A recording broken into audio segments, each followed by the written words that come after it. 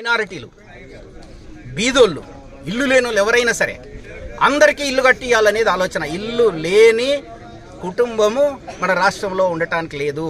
ప్రతి అమ్మకి కుటుంబానికి ఇల్లు ఇవ్వడం జరుగుతుంది. కనుక ఇల్లు లేని వాళ్ళందరూ కూడా ఆ ప్లాట్లలో ఇల్లు కట్టుకోవాలనుకుంటే కూడా ఇక్కడ ఇస్తాం. అదేవిధంగా మళ్ళీ లాటరీ తీసి ఒక ఆయనకు 4 ప్లాట్లు ఉంటే 4 మూలలకు పడేయం. 4 ప్లాట్లు ఎవరికన్నా ఇచ్చుంటే ఎన్ని ప్లాట్లు ఇచ్చున్నా అన్నీ ఒకే దగ్గర స్క్వేర్గా ఉండేటట్టుగా కూడా మళ్ళీ అది రీడిజైన్ చేసి వీళ్ళకు ఒక దగ్గర ఇస్తాం. ఎందుకంటే అది 121 గజమే ఇచ్చారు. 121 గజం అంటే అది గుడిసె కట్టుకోవడానికి పనికి వస్తుంది తప్ప మామూలుగా ఇల్లు కట్టుకోవడానికి పనికిరాదు. 2 అదొక స్లమ్గా మారిపోతుంది. 3 ఎవడన్నా కొనాలనుకుంటే కూడా స్లమ్ రేటు పెడతానంటాడు. అదే 4 ప్లాట్లు కలిసి ఉంటే 400-500 గజాలు ఉంటే అది ఒక పెద్ద ఇల్లు కట్టుకోవడానికి వీలుంటుంది. ఫ్యూచర్లో ఇంకొక పిల్లలు వస్తే కూడా పక్కకి ఇల్లు కట్టుకోవడానికి వీలుంటుంది. కనుక ఆ విధంగా కూడా మళ్ళీ రీడిజైన్ చేస్తాము అని కూడా ఈ సందర్భంగా తెలియజేస్తున్నా. అదేవిధంగా మరి అమెజాన్ కంపెనీకి ఇంకా కూడా చాలా పెద్ద లెవెల్లో ఎక్స్పాండ్ చేయాలనుకుంటున్నారు. వాళ్ళకి ఇంకా ప్లేస్ కూడా కావాలని అడిగారు. వాళ్ళకు ఇంకా కొంత ప్లేస్ కూడా ఇస్తున్నాం.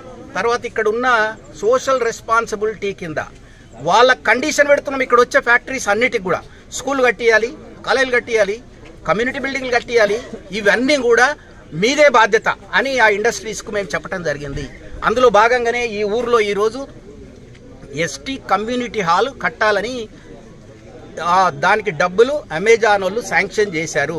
కానీ ఈ ల్యాండ్ అక్విజిషన్ అయ్యి ఉంది కనుక దీన్ని అలొకేషన్ లెటరు వీళ్ళకి గ్రామస్తులకు ఈ పంచాయతీకి హ్యాండ్ ఓవర్ చేసేటట్టుగా చేసి ఇక్కడ ఇలా కమ్యూనిటీ అదే అమెజాన్ కట్టించేటట్టుగా దీన్ని తప్పకుండా నేను ప్రభుత్వం తరఫున అలొకేషన్ చేపిస్తానని కూడా గ్రామస్తులకు నేను మాటిస్తున్నా.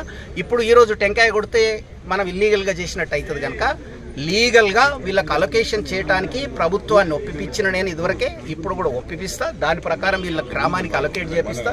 ఈ గ్రామానికి కూడా గ్రామం మాత్రమే ఉంచి మిగతాదంతా భూమి తీసేసుకోవటం జరిగింది. రేపు ఫ్యూచర్లో ఈ గ్రామం పెద్దగా కావాలన్నా లేదా వీళ్ళ అవసరాలకు అనుగుణంగా వీళ్ళకు ప్లేస్ వదిలిపెట్టలేదు. దీనికి గ్రేవ్ యార్డ్ కానీ లేదంటే మార్కెట్ యార్డ్ కానీ వీళ్ళ ఊరికి కావాల్సిన వసతులు రేపు ఫ్యూచర్లో ఏదన్నా కట్టాలనుకుంటే వీళ్ళకి ప్లేసే లేకుండా పోయింది. కనుక ఈ గ్రామానికి కూడా బౌండరీస్ ఫిక్స్ చేసి వీళ్ళ గ్రామానికి ఫ్యూచర్కు రాబో రోజులలో కూడా అవసరాలకు అనుగుణంగా ఈ ఊరికి ప్లేస్ వదిలిపెట్టడానికి కూడా ప్లానింగ్ చేయడం జరుగుతుంది. ఉద్యోగం రావాలంటే ఏ స్కిల్ అయితే అవసరమో ఆ స్కిల్ని నేర్పటానికే ఇక్కడ యూనివర్సిటీ కడుతున్నాము.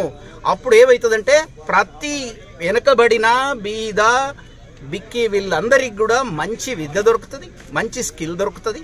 తర్వాత ఇక్కడనే ఉద్యోగం దొరుకుతుంది. ఎందుకంటే ప్రపంచంలో ఉన్న సంస్థలన్నిటిని కూడా ఇక్కడికి తీసుకొస్తున్నాం. స్కిల్ ఇస్తాము, వెళ్ళిస్తాము, తర్వాత ఇక్కడనే ఉద్యోగాలు ఇస్తాం. ఆ కాన్సెప్ట్లో ఇక్కడ ప్రధాన నగరం వస్తుంది. ఈ నగరం హైదరాబాద్లో ఉన్న వాళ్ళందరూ ఇక్కడికి వస్తే అక్కడ ఉన్న సమస్యలన్నీ తీరుతాయి. కనుక ఇదే ఒక మహానగరంగా మార్చాలనేది ప్రభుత్వ ఆలోచన. అది తొందరలోనే ఇంప్లిమెంటేషన్ జరుగుతుంది. దీనికి ఇంకా మళ్ళా ఇక్కడికి మెట్రో ట్రైన్ తీసుకొస్తా ఉన్నాం. సో ఇప్పుడు డైరెక్ట్గా ఈ రోడే కాకుండా ఇప్పుడున్న రోడే కాకుండా ఇక్కడికి డైరెక్ట్గా రింగ్ రోడ్ నుండి ఫ్లైఓవర్ ద్వారా ఇక్కడికి వచ్చి దిగేటట్టుగా చేస్తున్నాం.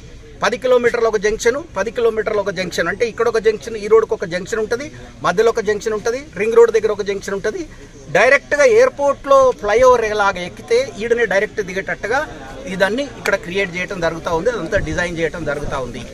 ఈ పట్టణం కూడా ఇంటర్నేషనల్ స్టాండర్డ్స్లో పట్టణం ఉంటుంది. ఇప్పుడు పట్టణంలో ట్రాఫిక్ సమస్య ఎందుకు వస్తుంది? 5 ఫీట్ల రోడ్డు, 10 ఫీట్ల రోడ్డు. ఆ పాత కాలంలో కారు లేదు, నడిచిపోయేది కనుక సందులు సరిపోయేది, లేదా సైకిల్ మీద పోయేది కనుక సందు సరిపోయేది. ఇప్పుడు కారు ఒకటి, ప్రతి ఇంట్లో కారు ఉంది. ఆ సందులకు వెళ్ళి కారు పోలేని పరిస్థితి, ట్రాఫిక్ జామ్ పరిస్థితి వస్తుంది. తర్వాత వర్షం పడితే, రాత్రి నిన్న చూశారు, 1 గంట సేపు వర్షం పడితే హైదరాబాద్ అంతా ఆగిపోతూ ఉంది. ఈ సమస్యలకు అన్నిటికీ పరిష్కారం కొత్త పట్టణం కట్టడం. తర్వాత ఇక్కడ ఫార్మా పెట్టి కంపు లేవాలని, కంపు లేపటానికి పాత ప్రభుత్వం ఆలోచించింది. మా కొత్త ప్రభుత్వం ఎలక్షన్ల కంటే మొదలే మాటిచ్చాం, ఇక్కడ ఫార్మా రాదు, ఇక్కడ ఈ ఫార్మా ఉండనీయమని మాటిచ్చాం. అదే మాట ప్రకారం ఇక్కడ ఫార్మా ఇండస్ట్రీని రాకుండా చేశాం. వస్తలేదు. ఈ ఫార్మా కూడా ఇండస్ట్రీ కూడా కావాలి కనుక రాష్ట్ర నలుమూలల ఎక్కడైతే జనము లేరో ఆ ప్రాంతంలో పట్టనే ఈ ఇండస్ట్రీ పెట్టాలి. అది కూడా ఒక దగ్గరనే వేల ఇండస్ట్రీలు పెడితే ఆ కంపు భూమిలోకి పోయి మళ్ళీ అది కంపులేసిపోతుంది. కనుక రాష్ట్ర నలుమూలల అక్కడొకటి ఫార్మా కూడా మందులు కూడా కావాలి మనిషి బతకాలంటే కనుక అవన్నీ ఇండస్ట్రీకి వేరే దగ్గర దూరానికి ప్లేస్ ఇవ్వాలనేది కూడా నిర్ణయం తీసుకోవడం జరిగింది. కనుక ఈ ప్రాంతం అందరికీ తెలియజేస్తున్నా, ఇది లక్షల కోట్ల రూపాయల భూములుగా మారనున్నాయి. కోట్లు మీరు కోకాపేటలో చూస్తే మొన్న 100 కోట్లకి ఎకరం భూమి అమ్ముడు పోయింది. నేను ఆ ఊర్లో కూడా ఇట్లాంటిదే మీటింగ్ పెట్టి చెప్పా, ఊర్లో మీరు భూములు అమ్మకండి, ఇది కోట్లు అవుతుందని ఆ ఊర్లో నేను అందరికీ ప్రచారం చేయడం జరిగింది. అదేవిధంగా ఇక్కడ కూడా నేను ప్రచారం చేస్తున్నా, ఇది ఎకరం కోట్ల రూపాయలుగా మారనుంది. గజము 40 నుంచి 50 వేలు ఒక సంవత్సరం లోపట్నే ఇక్కడ ప్లాట్ల రేటు పెరగనుంది. ఇక్కడ మేము ఎక్కడెక్కడైతే ప్లాట్లు మీకు ఇస్తున్నామో ఆ ప్లాట్లు మీరు దయచేసి అమ్ముకోకండి.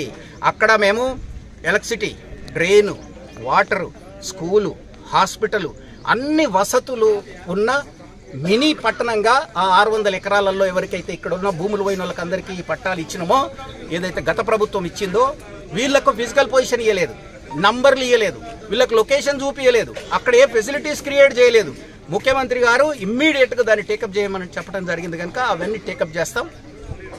అక్కడ స్కూలు, హాస్పిటల్, తర్వాత ఆ ఫెసిలిటీస్ అన్నీ కూడా మేము క్రియేట్ చేస్తాం.